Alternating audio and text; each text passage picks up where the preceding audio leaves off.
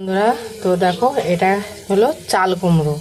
চাল কুমড়োকে আমি এরকম মোটা করে এরকম কেটে নিয়েছি দু টুকরো, মানে এটা একসঙ্গেই থাকবে। আর এদিকে আমি সর্ষে বাটা কাঁচা লঙ্কা নিয়ে নিয়েছি। এতে আমি দেব স্বাদ মতো, মানে অল্প করে হলুদ দেব, আর দেব স্বাদ মতো নুন।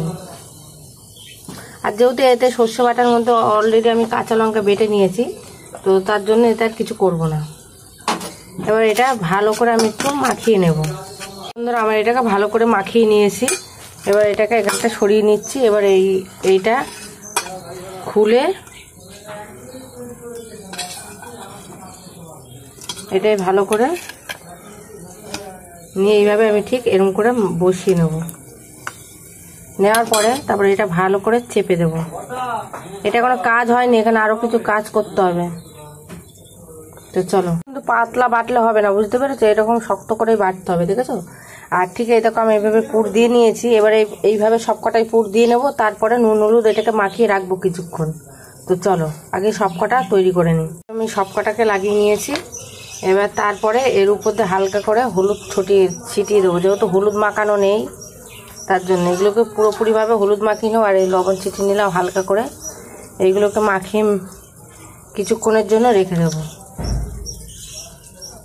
তো এটা কি হবে জানো তো বন্ধুরা? এটা কিন্তু ভাজা হবে, বুঝেছো? তো তোমরা এইভাবে যদি ভাজো তো মিনিমাম তোমাদের এই ভাজা দিয়ে তোমাদের ভাত খাওয়া হয়ে যাবে, আর সাথে কিছু লাগবে না। তো চলো এটা কিছুক্ষণ রেখে দিই, তারপরে আবার দেখাচ্ছি তোমাদের। আমার এখানে অলরেডি ম্যারিনেট করে নিয়েছি নুন হলুদ দিয়ে। আর এটা কি জানো তো বন্ধুরা? এটা কিন্তু চাল কুমড়ো, বুঝতে পেরেছি? আগেরটাই প্রথমটাই বলেছে কিনা জানি না, তো আমি বলে দিলাম এটা চাল কুমড়ো। আর এদিকে আমি অলরেডি তেল গরম হতে দিয়ে দিয়েছি। তো তেলটা প্রায় গরম হয়ে গেছে। তো এখানে কি করবো, একটা একটা করে এই দিয়ে দেব, দিয়ে গ্যাসটা কমিয়ে এটাকে ঢেকে রাখবো কিছুক্ষণের জন্য।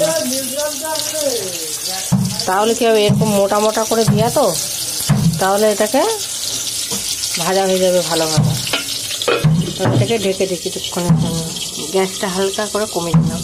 তো চল, সাইড মনে হচ্ছে প্রায় হয়ে গেছে। এটাকে হালকা করে উল্টে দিই। দেখো কালারটা দেখেছো বন্ধুরা? খুবই সুন্দর এসছে কালারটা। ঠিক এইভাবে আরেক পিঠ ভেজে নেব। পুরোপুরি ভাজা হয়ে গেছে।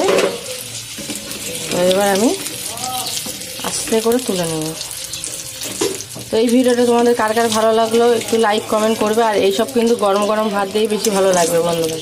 তো তোমরা একবার ট্রাই করে দেখতে পারো। টাটা।